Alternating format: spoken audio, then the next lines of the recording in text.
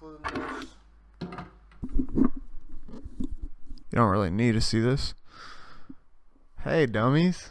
Hey, how's it going? I didn't forget about you. I think about you often, actually. There's a little folder on my phone that just says pod. I might change it to dummies just so it feels a little more personal for you guys. And been thinking about you all week.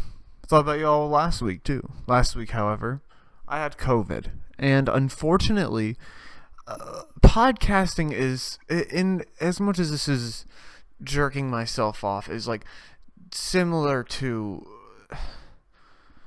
it's a secondary. You understand? It's like art, but in order to do art, you must live. You must see other things. If you've never experienced anything, your art will be garbage, you know? And in the same way, I wasn't doing or feeling or experiencing a single goddamn thing, and so it was gonna be shit. All right, I tried a few things. I had gotten sick. I couldn't move. I called into work. I needed to go get a COVID test after that, obviously. So I laid in bed that day till about noon because I just could not get up. If I got up, I was going to throw up. I had vertigo terribly. So I fucking got to the doctor's office. One of them goes, no. We've been closed since noon. You're going to want to get here right when we open tomorrow at 8 a.m. I was like, okay. So I go to two other doctor's offices. Both of them say the same shit. Nope, we're closed. Too many people. Too much shit going on. All right then. Fine. That is what it is. I'm not here to debate that. So I go home. The next day I go out. I get there about like 10:30. While I'm in the lobby, I've been waiting for 10 minutes. They go, nope, no more. We're not, nope. And she's like, so basically I was like, oh fuck, what the fuck does that? Please don't beat me. Please don't beat me. And then she waves the other people out. Fucking great. So the other people like that were like coming in, she was telling to leave. Everyone in the line gonna get checked in today. Whew, thank God. So I'm waiting there. One lady up front goes, I'm going on break. This lady goes on break, and by the time she gets back, I'm standing in the same place staring at her still. Just staring. Because everyone's taking so goddamn long. I don't know exactly what's happening. I don't know exactly why. And there's a lady in front of me. And she's waiting for the line, and I'm just waiting.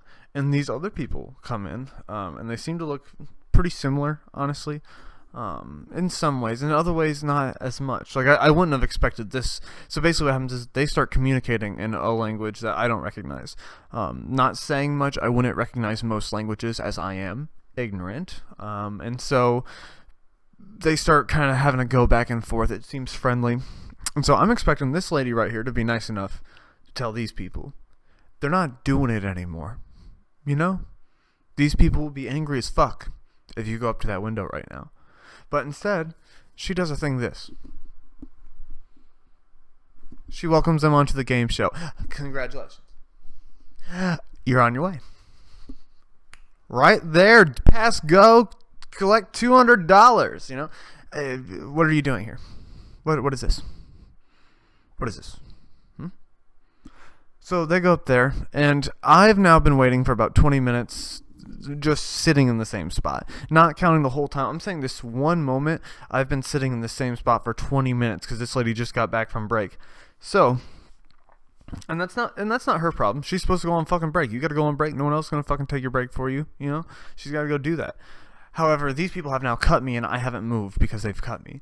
So they go up there, and the lady, and I'm like about to lose my goddamn mind because everyone's basically been on edge. At one point, there's an old man sitting in the corner, and they were texting people to come in from the parking lot because they can't have a whole line on the inside. You understand? Because of COVID and things.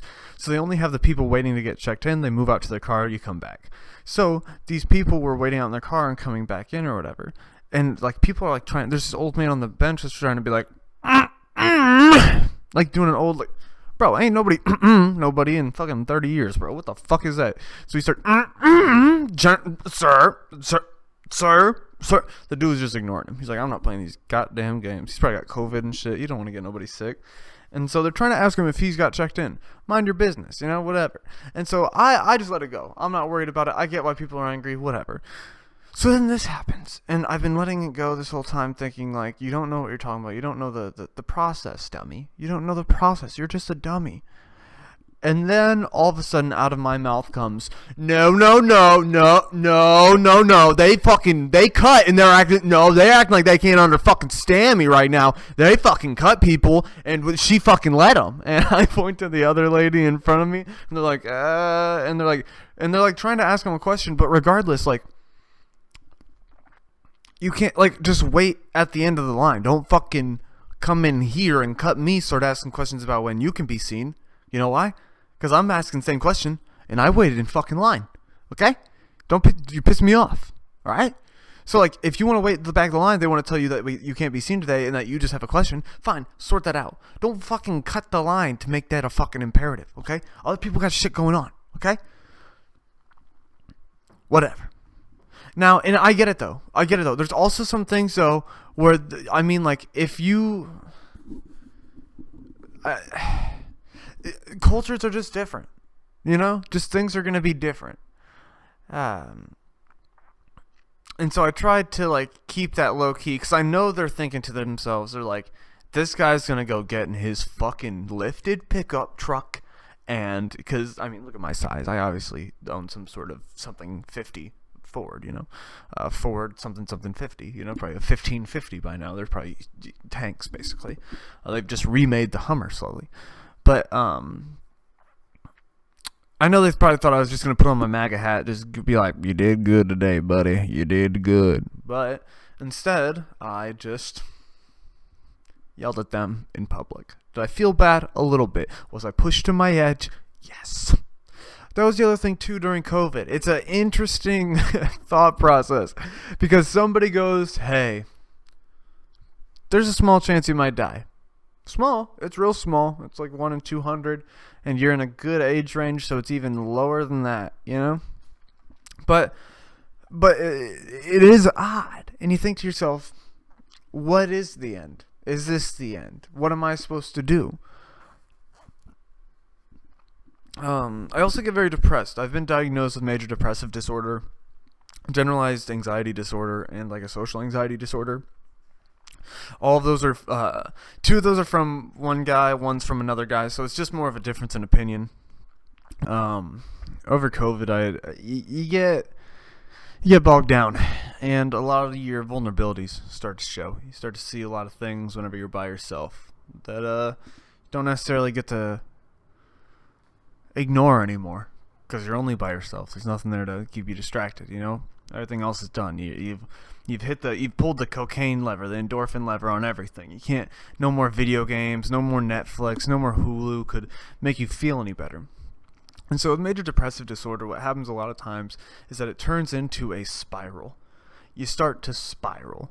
And it basically is grounded in old thought processes, old patterns. So that's why, like, cognitive behavioral therapy a lot of times is used for this, where somebody kind of repeats things back to you and they act as the voice in your head because there's a voice in your head that's negative inherently and they're trying to change that.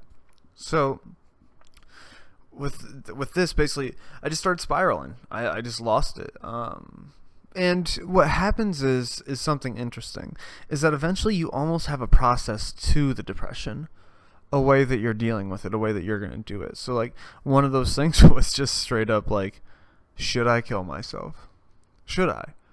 Is it worth it? What would happen if I did? Who would feel what? And for the first time that I had ever thought that in a while, I thought, it wouldn't. And it was a good feeling. It was something you don't normally get to do. It was a weird... I wouldn't recommend anyone consider killing themselves, but by the end of it, I thought to myself, you don't give yourself enough credit. That's the consensus by most people, and that you need to live your life a little easier. You need to live your life a little better. You need to love yourself a little more, which is easier said than done. But it brought out a lot of me. It made me think about a lot of things, and so I tried to take life at a little bit more of a positive note. I tried to think of things that I wasn't doing and I wanted to do more of. Not just popular, but things that made sense to me that I could figure out. My place in the world, my place in the universe, much less like fuck my job. You know, what am I gonna fucking do while I'm here? You know, no one's gonna care about your job. Your job will be there the next day. Don't make that the pillar of your life. Make something else. So I went and saw my sister. I tried to talk to my family a little more. I may call my grandfather soon, just see what's up, say what's hi, to say what's up, see what he's doing. What the fucking A. Fuck. Whatever. Ignore that. I don't record this on Windows. Yeah. I also had a little bit of reflection too as you consume mass amounts of media with COVID, which is fun. I think COVID did a few things. I think it put us online, but you also just see things. There's a man that was on Snapchat. It's one of the sponsored stories. He's got the little gold thing next to him or whatever, and it's about something. You know, it's always about something. It's this guy doing something wacky. He's not Mr. Beast, but he's really wishing that he was. And so he's like, today guys, we're gonna cook a whole fish. We're gonna fry a whole fish. Isn't that crazy? We're gonna see what happens today, guys. Look at it. It's a fish. And he's just holding a fish. Like, it's like the stage presence of an 8-year-old, where they're like, woo, woo, over here, I demand eyes, but they're not really doing anything. He's like, look at the whole fish. And so this man is just in this white apartment with, I think there was a girl there every now and then, or like some lady behind the camera saying stuff or whatever. But he's fucking got the fish, just laying it in this fucking pan. He's like, whoa, look at it. Crazy. Cool. It's like the same reaction my friends have when the fireworks are underwhelming around us. Like whenever somebody doesn't like put down a bill or something. And just like, awesome. Well, that one's a snake, you know. And he's like, oh, his eyes are turning milky white and his flesh is tearing off. Look at it. Cool. Like, at least I'm not that guy, you know. I could very well be that guy and I'm not, thank God, you know. I also could eventually turn into him because he still is more successful than me currently, you know. I wouldn't kill to be that, that's for goddamn sure. I might like fight to be that, you know, but I wouldn't really kill to be that. You don't really get a lot from that. Being the guy who fries whole fish in his apartment and like his whole apartment hates him, or like, or there's like one like Asian dude in the apartment building and they're like all just staring him down as he's walking by, and there's just this white kid with this milky white fucking fried fish, its flesh is falling off, and he's just hitting it against a wall in his apartment. He's like, let's see what happens when I shove this on my cock. Like, it's just, so he just like smacking it, going everywhere, and no one gives a shit. There are fates worse than death, you know? Fates worse than death. There's also the other people on Snapchat. So there's one guy, and this is truly the fall from fame. There's one guy who used to go up to nice cars in LA with a camera and be like, hey, what do you guys do? And he would be like, what do you do for a living? Like, try to figure out where people get their stuff. And a lot of it was focused on you don't need to go to college to make your money. Keep thinking of new innovative ideas. Like, take chances, things like that. Now what happens is it's literally stars from a buddy cop movie that they're putting on. It's like, oh, it's Dwayne "The Rock" Johnson and John Cena. Where'd you guys get this car? Like, oh, you know, on the set of our new movie. And like, it's just cheesy as fuck. Like, I think the last one was Logan Paul and KSI in a fucking van with their faces on it. And they're like, yeah, we got fired from blah, blah, blah. It's supposed to be some skit. But it's like, what the fuck is this? It was just the weirdest thing. It was like a thing that I was like really happy for and kind of positive, and it was like a real true look at a social bubble, like a whole look at like who does own that car? Because you see that and you think that, and he answers a question, and now he sits there and does nothing and just is like, you guys want to just sit in this parking lot and I'll come out to you. Like half the time it's just bitches like trying to be titty streamers or whatever. It's like, hey, what do you do? And they're like, I stay up late on the internet. And he's like, awesome, did your dad buy this for you? And they're like, my daddy's. And he's like, huh, I don't even know what that means, that's crazy. Alrighty, well, you have fun with you and your fathers. And she's like, and like, it's just the most ridiculous shit you've ever seen. Fall from fame whenever you're like, I don't know, dude, but what is that guy supposed to do? What is he supposed to do? He's like, all right, guys, I've decided to go to Ohio and see what they do here to make money for nice cars. You know, and they're all like, own a brewery, pastor, own a brewery. Like, it's like, what the fuck is this? You know? Well, what is fun in that? And that's part of it too, is that none of it's meant to be real, because that's all kind of depressing when you take a true bell curve. Okay, it is. Which is also funny too to see the other side of things, like things that are meant to be depressing all the time. It's like, why the fuck are people consuming this? But I think sometimes there's people that are like, don't have enough hurt, don't have enough trauma, don't feel enough, and so they want those things so they can kind of take that on and like rationalize the feelings in their head being this video, and not because somebody didn't hug them, you know? This is fun. I missed you guys. There's also another type of person too that I don't really get, but you see it a lot. But the person that like, and this is gonna get heat. All right, I might as well just say that pot's for losers. All right, the people who value pets more than real people. Okay, I just don't what the fuck.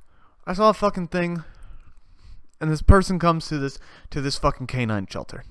Okay. And they go in and they say it's full. That's the story that they're telling on Facebook. Because really what happened was a picture was taken. Some white bitch made up something that made her feel. Right? Because her dad never fucking talked to her. And so they go into this thing. They say there's not enough room for the animals. The guy goes outside, ties it up on the fence, and leaves. You know why? Because that guy was dropping off a dog that day. He didn't have any other. If he had another place to go, he would have, you know what? I'm going to take this dog and I'm going to go take it to my friends, whatever, blah, blah. He's tried that. He was there to drop that dog off that day. Alright? Government services failed him. Alright? So, whenever your Facebook reaction is, we should take the person and tie them up outside for 10 times as long, which is 200 minutes, I guess, you're not solving an issue or even thinking deep enough to solve an issue. Let's put more money into government things like that. Or is that too deep of a thought for you, Stephanie? Is that too deep of a thought for you, Tiffany? To think maybe let's not tie people up for 10 times as they've done to animals.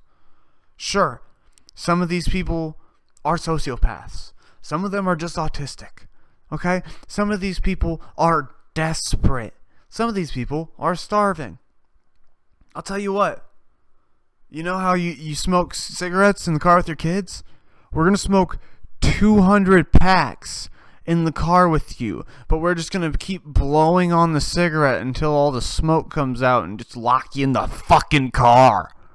How's that? Oh. Is 10 times something?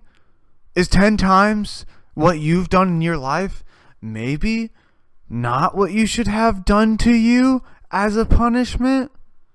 What is wrong with you people? Why aren't you being like, we should put more money into animal services? You know, if you care that much about animals, hey, guess how many get put down? I'll tell you what, if you view animals as more important than people, I got a little secret. There's a fucking Holocaust going on. Okay? They're putting them down like animals. What? Okay? I see the issue with that. Fuck off. But they are. It's a dumb mentality. It's a dumb mentality. You can view everything as live, and then we start to make sense. But just to be like, I don't like people because they have the capacity to be mean, you're emotionally retarded. And that's not my fault. Okay? Because I'm normal retarded. Alright? And I had to get through that.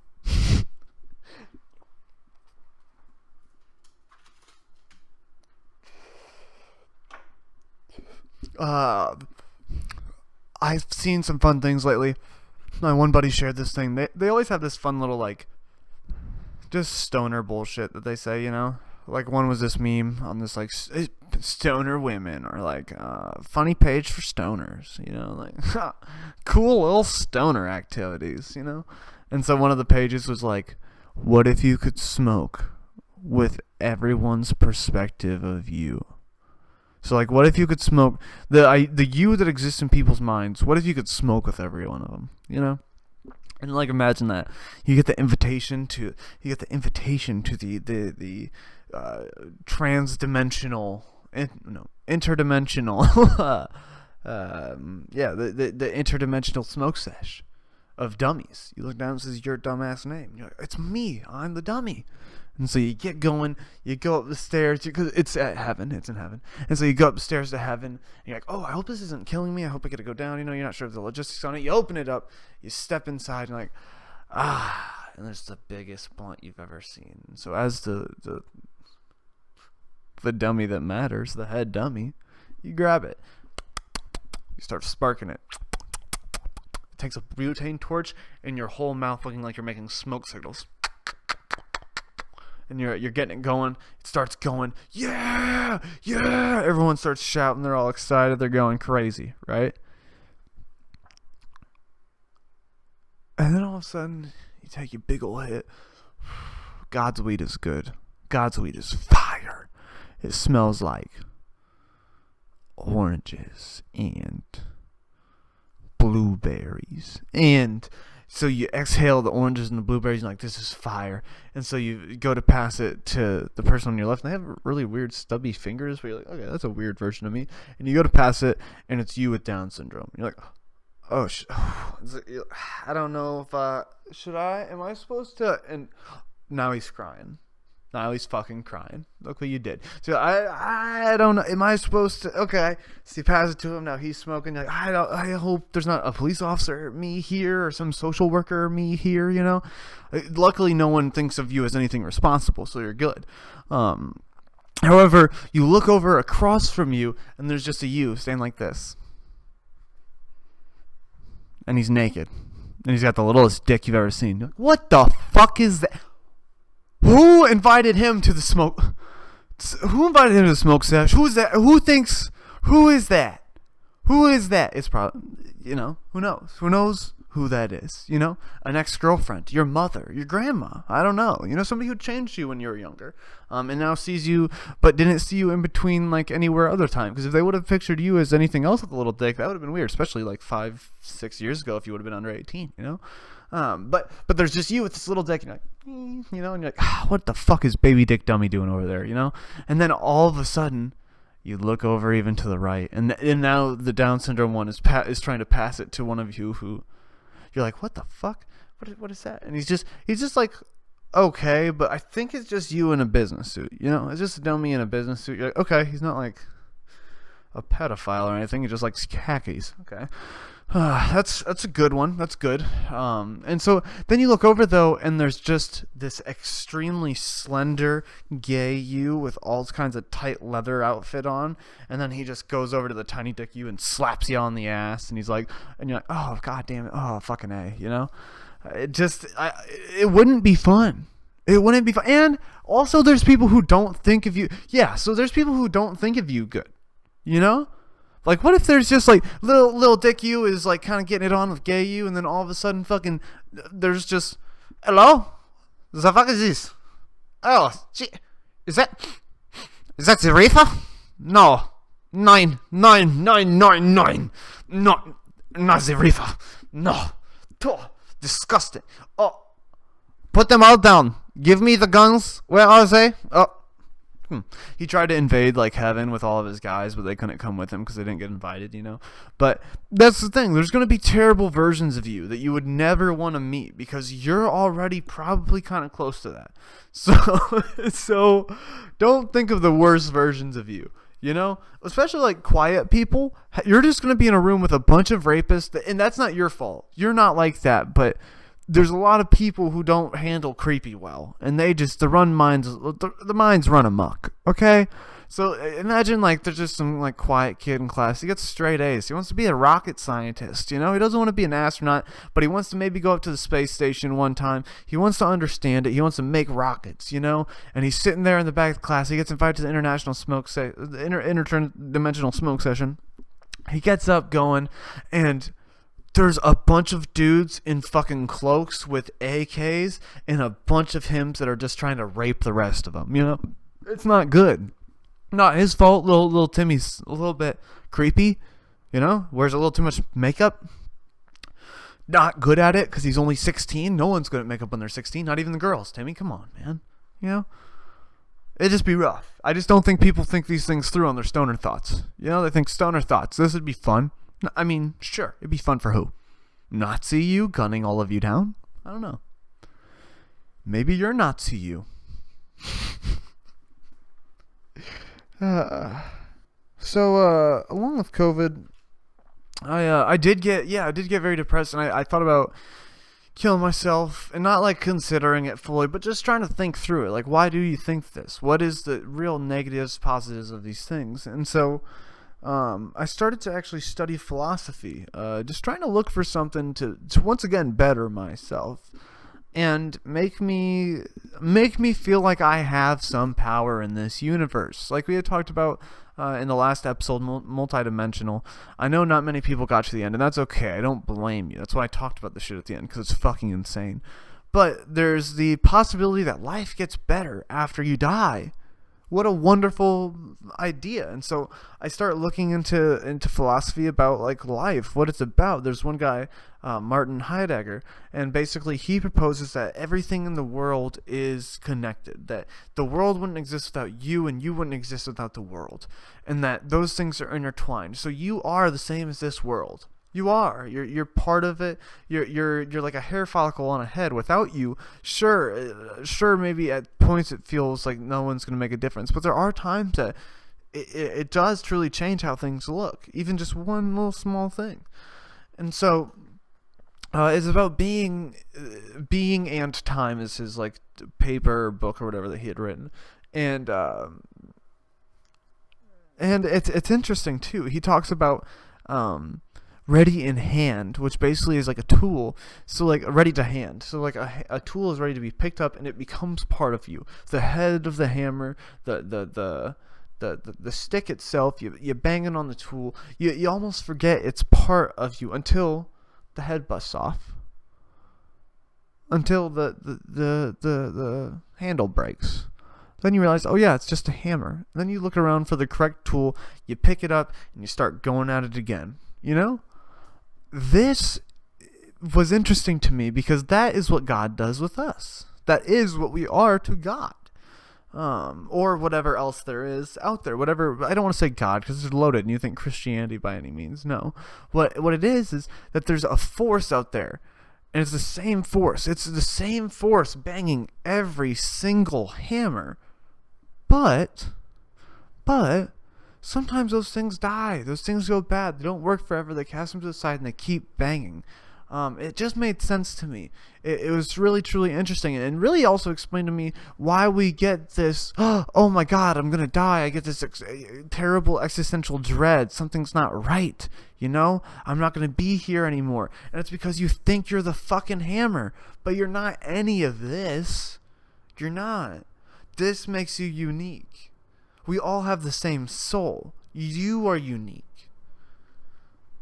Interesting. Just something that I really enjoyed, and I appreciated Heidegger like kind of getting into this. And so he's starting to say these things, starting to say things that I feel like I discovered on LSD, things that I start to feel like I had found before, and things that I'm like, this guy fucking gets it.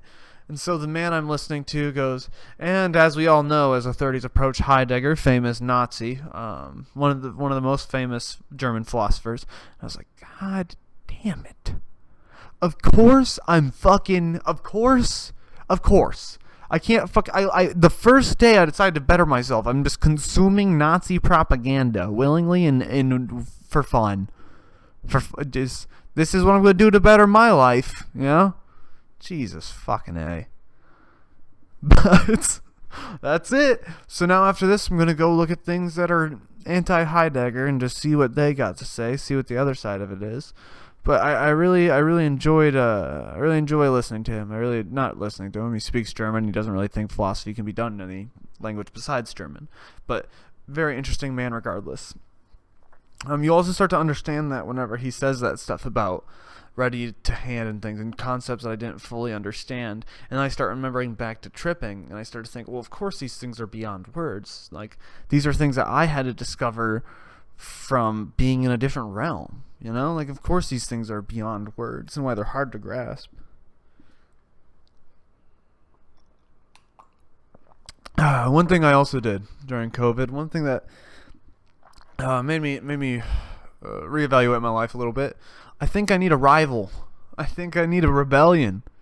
That's what I'm about, baby. I want to be against something. Every day of my life, I've always been against something. And when you take that from me, I don't know what to do with it. So that's what I'm doing now. I look for things to oppose. Things that I look at and I go, I'm going to be better than you just to fucking spite you. I got a buddy at work. He's a very smart man. He's a force for good, and he has opinions I don't necessarily agree with. But I tell him every day, I go, I'm going to go home to be better than you. And he goes, I'm going to go home and I'm going to watch something so that I'm bettering myself while you're bettering yourself, and you're not going to be fucking better than me, you know? And every day I just go, just so I can go back and we can argue about some shit. Just so I can go back and we can figure some shit out. Alright? Because that's what I would want to do. And I've started to realize that it not just helps me as a natural thing for people to have this evil, or not just evil, but something to fight against, but it gives you a true contrast. Everything in your life is now tied to another thing. You know, every time I go home and I study something, he goes home and studies something. We tie it back together. We talk a little bit and we go back and forth. And he learns something unique and I learn something unique. Even if I watch the same shit that he does, I still learn something from his perspective. It's the perspective that's different.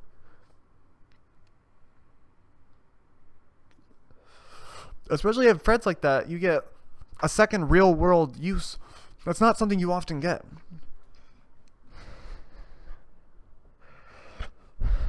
But as I get older, though, and as I learn more, I realize my parents taught me not a goddamn thing.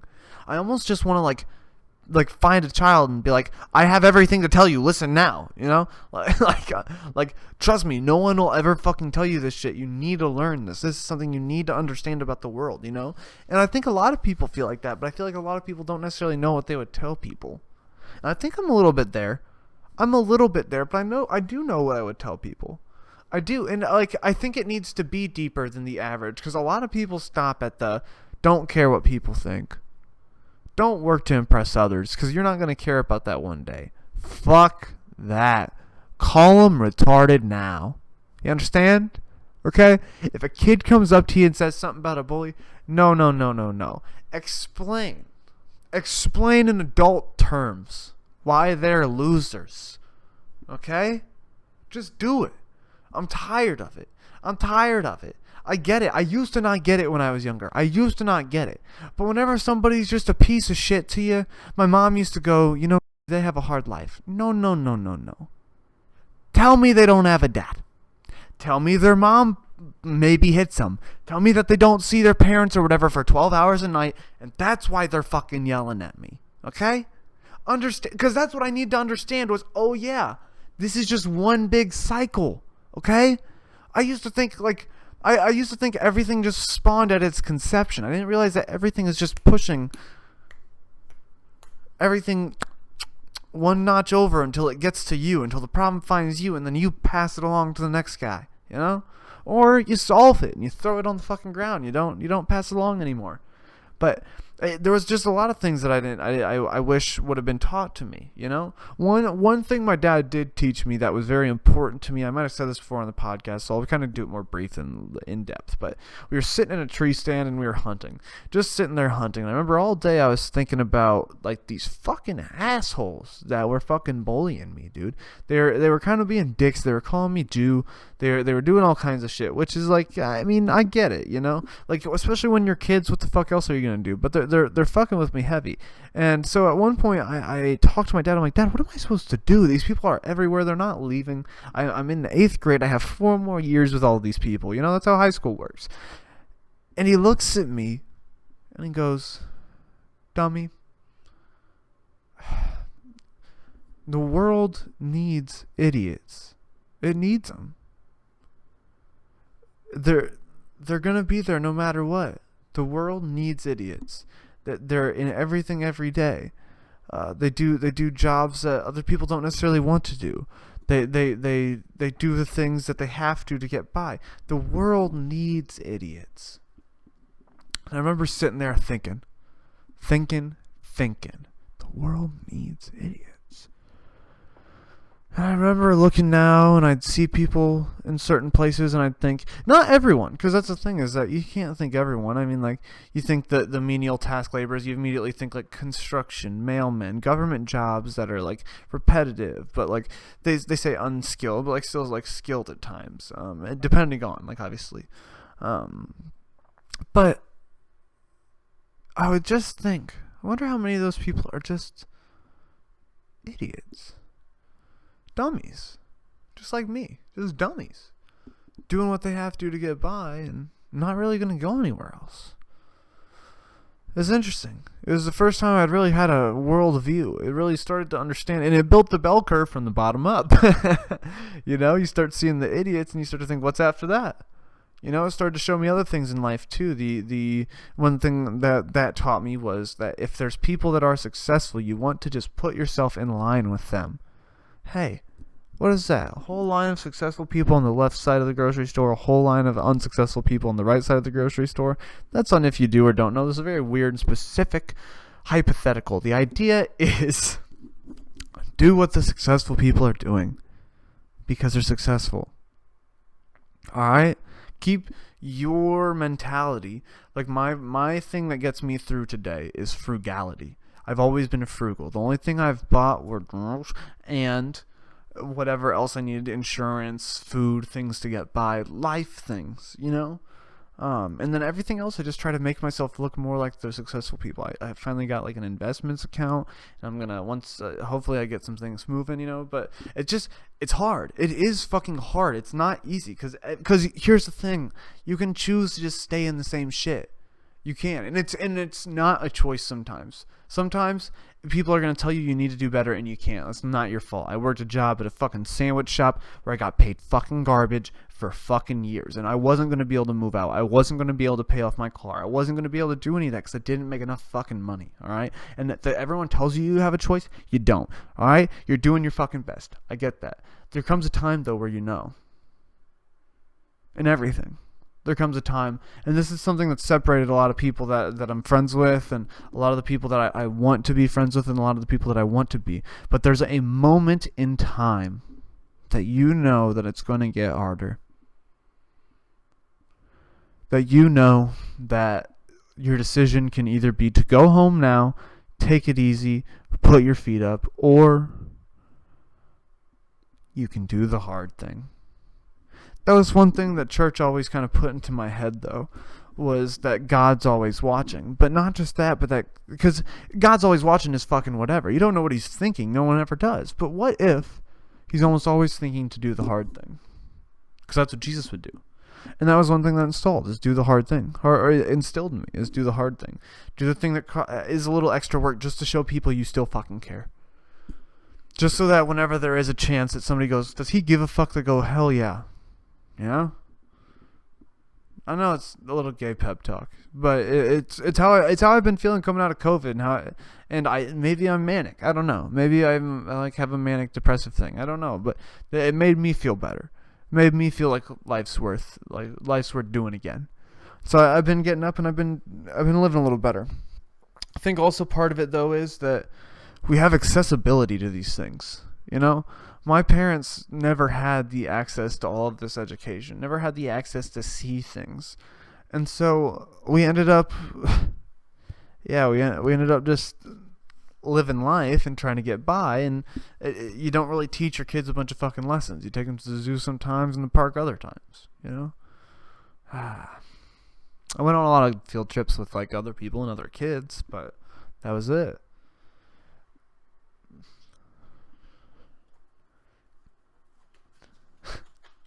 Speaking of teaching your kids fun things, I found a new TV show. Something fantastic, something wonderful, something that shouldn't have ever been made. It's almost like a blue cheese, where as you taste it, you think, this needs to be chased. You can't eat this purely. This is terrible. Sometimes you have to pause it, and you go, oh my God, and you just need something. because you feel like you have some bad taste in your mouth, and you do. It's called Black, White.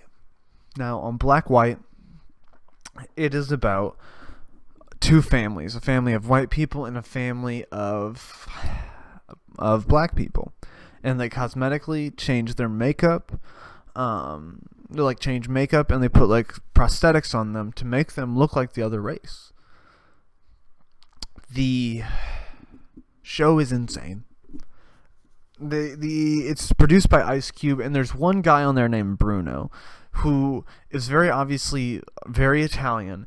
He also is a producer plant, so he's not actually part of the white family. The daughter and the mom are related biologically. The dad has nothing to do with them, and as the show goes on, you start to see this. So the dad is like actually constantly race baiting, getting people upset, getting things going, doing fucked up shit like that. And so eventually at one point it comes to a standstill. There's not much fucked up shit you can do left, you know? They're about 4 or 5 episodes in, they're just relaxing, and they're like, the Bruno and his wife, Carmen. Bruno and Carmen have been arguing a lot. Carmen's trying to show Bruno about, and you can tell the way she calls him Bruno, she doesn't love him. They're not married. She's trying to show Bruno why things are racist, why certain things are bad, things like that. And so as this goes on, he's just not getting it. It's the end of a long day. They're all sitting together, all the both families together, and Bruno walks out and he goes, "Hey guys, I got something to show you guys. I just, about 4 or 5 months for this project, I wanted to be a rapper for middle-aged men, and I wanted to represent middle-aged men, so I made this." So he puts in this DVD, and it's him wearing like an old Sir Mix-a-Lot outfit, or like there was like an old rap video, I can't remember which rap video it was, where a guy had worn this outfit. He's wearing the same outfit, and he's like, "I don't stab hoes and I don't rob my bitches. Come through with me and we won't have riches. I don't have any kind of wealth. I'll go and mow the lawn." It's just terrible. It's just fucking, he's just fucking saying things to like try to be like, I'm not doing rapper things. I don't have a Maybach, you know, like I'm not smoking pot, like all this shit. And it's like he's trying to rap about this stuff, and you're like, what the fuck? And he's dressed like rappers and like trying to like make fun of it. And so the black family is like, "We're not taking this bait, absolutely not." They're like, "I don't know what that is." No, I don't care. He's like, "So what did you think?" It's like a 3-minute video of him like trying to mock black culture, and they're like, "I don't know what that is." They're like, "I don't know, what do you want from me? I don't know what that is," you know? And so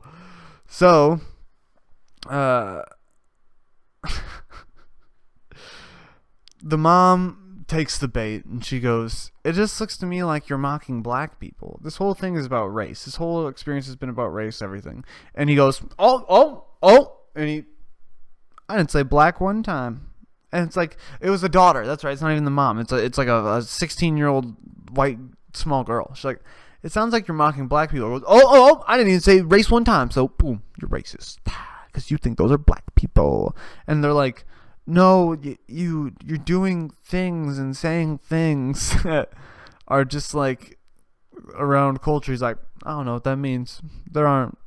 You guys just expect racism and you find it." That's like his whole thing, is that like he expects racism. So anyone who expects racism will find it. Things like that. It's just very odd. It's just, I mean, I get it, because the producers probably paid him bank to act a fucking fool on there. And at the end of the day, somebody's like, "Hey, this guy's racist." He's like, "I know Ice Cube," you know, so I get it, but at the same time, like, Jesus Christ, what for? Could you imagine selling your soul on TV, just being like, "All right, I need you to race bait these two families"?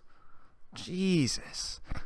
At one point, and you can tell also that he's not the dad too, because he has all these things going on where he's like, "I don't think racism exists. All this stuff." And all of a sudden, so his supposed daughter is going to the slam poetry group dressed as a black woman. Eventually, she has to reveal that she's white. She's literally having breakdowns every day. She's like, "I can't fucking do this. I can't lie to these people and tell them I'm fucking something I'm not." And so she goes and she has to reveal it to them. 2 people immediately are like, "Oh, honey, no, I'm sorry. No, we love you regardless. It's a little weird. And she's like, I'm sorry. Like, she just straight up apologized that it wasn't even worth it, truly. And, like, they're, like, really understanding. And a third guy goes, no, honey. No, I don't even know what you look like, so I don't think any of this is genuine. I haven't seen you cry one tear, okay? I don't know who you are. I don't know what you look like. And started going in. It was fucking insane. And he goes, the last part, this guy goes, so cry so I can see your white face. I was like, everyone, one of them goes, whoa, what the fuck? One lady goes back, she goes, what the fuck are you saying to her, bro? Like, getting all mad, like, you're insane. Like, this man was about to be like, pull her apart, leg from leg, arm from arm. Like, he was ready to be done with her. But everyone else was very, very nice. The same girl that revealed that herself to them starts talking to one of the African American men from the poetry slam like place, and like starts talking to him, going out on like small like things. And it's like, no, if you were really her dad, you'd be like, I'm fucking done with this show. Fuck. like as soon as he's like, hey Rose, where are you at? She's like, I was out with Devon. You'd be like, you were out with fucking who? Just like pick up a chair. Just start breaking shit. The producers are coming up. It's like, stop. He's like, what the fuck is who let this happen? They're like holding him back. There's like cops like tackling him, and he's like in blackface as they like beat the shit out of him. Oh god, it's the best show I've ever seen. Black period, white period, best show I've ever seen. Recommend to everyone to watch. I'm almost to the first season. I'm really excited for the end. I know Bruno's gonna do something incredibly weirdly racist. No one's gonna know why. Also very weird, because like I see the white people talking about race and racial issues that I've gotten through and like talked about and like seen with my friends. Then I see the black people talking about racial issues that I've never been exposed to, and it's almost like I feel like I should leave the room. Like when black people start going on about race, and I'm like, oh shit, I don't know if like it's almost like, am I allowed to hear the secret recipe? I don't know, you know. Because, like, they don't want to act like that in front of white people to, like, have them just know all that shit and then use that against them, Because they're still trying to, like, better their own communities and have their own thoughts within themselves. It's just crazy. I could also see how the show could immediately make someone ridiculous, racist, and, like, not the greatest person off the bat. Thank you for being here, dummies. I hope you enjoyed this episode. I tried to live a little life. I tried to learn a little bit so I can teach you something. Hopefully by the end of this, we're not all a bunch of fucking dummies. But chances are, Love you guys.